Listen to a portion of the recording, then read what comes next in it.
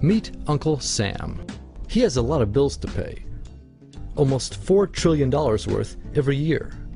Uncle Sam's income is a little over $2 trillion per year. To make up the difference, the deficit, he does what most Americans do.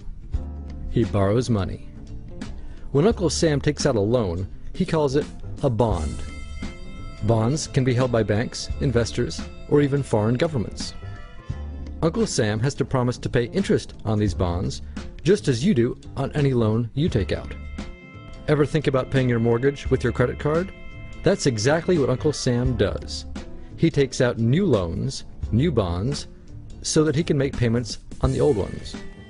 All those loans, and especially all that interest, adds up.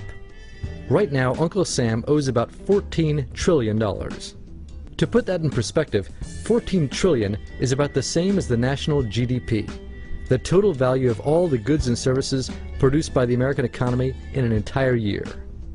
It's such a huge amount of money that Uncle Sam is starting to run out of people to borrow from, and he's having trouble just paying the interest on his loans. The obvious solution would be to either cut spending or increase taxes. But if he cuts spending, the people that he's spending money on would complain that they don't have money to spend, and that he was hurting the economy. If he tried to raise taxes enough to close this gap, not only would people definitely have less money to spend, he'd probably have riots on his hands. So Uncle Sam chooses the easy way to make money.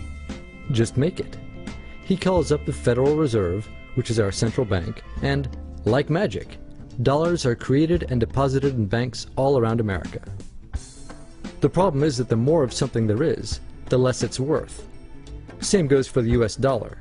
The more dollars there are, the less each one will buy. That's why commodities like gasoline, food, and gold become more expensive when Uncle Sam does his money-making magic. The commodities aren't really worth more. Your money is just worth less. That's called inflation. Remember the foreign governments that lent money to Uncle Sam? When they lent money to the American government, something interesting happened. It made the US look richer, and their countries look poorer. When a country looks poor compared to America, $1 of our money buys a lot of their money. So they can pay their workers only a few pennies a day.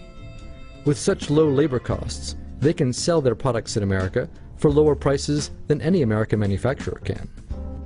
The easiest way for American companies to compete is to move their factories overseas and pay their workers a few pennies a day too. This contributes to a recession. Americans lose their jobs, stop paying taxes, and start collecting government benefits like Medicaid and unemployment. This means that Uncle Sam has even less income and even more expenses. At the same time, the people who still have jobs are desperate to keep them, so they tend to do more work but not to get paid anymore. When your dollars are worth less and you're not earning more of them, that's called stagflation. And this is why Uncle Sam is in a catch-22. He can't raise taxes or cut spending without making the recession worse. And he can't have the Federal Reserve create more money without making inflation worse.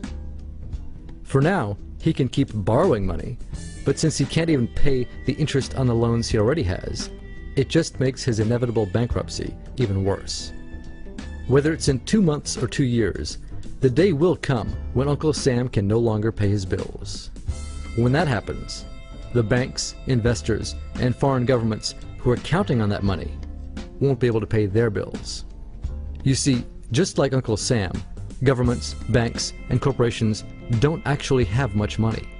Mostly, all they have is debt to each other. If one link in the debt chain stops paying, defaults, the whole thing falls apart.